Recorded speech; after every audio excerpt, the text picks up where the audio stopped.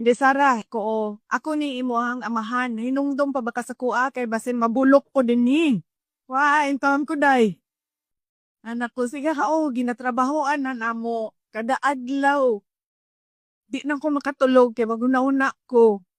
Unsaon ko ni kidnap dito sa Hague. Unya, nangutan ako sa iya ha. Doon na ba kay mga gibati? 80 anyos na ba in down to siya? Uy, sakit na yan tuhod, sakit na yan likod, mga anak, mga gibati sa mga senior citizen.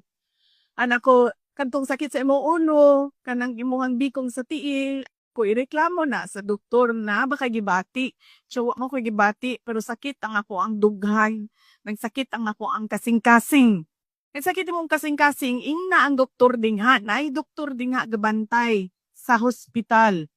Ing na siya nga nagsakit imuhang dughan. Yan na siya, nagsakit akong dughan kay namawala ako ang mga girlfriend.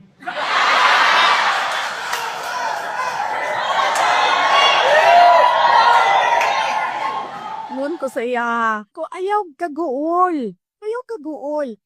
Suntian ta ka, na ay duha ka girlfriend mo dingha, nasa gawas sa kulong nga gahulat nga makagawas ka.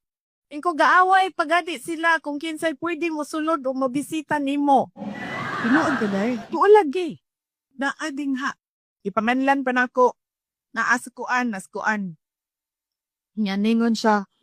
Miapil mo kang mama sa ila kaaway sa ako aday.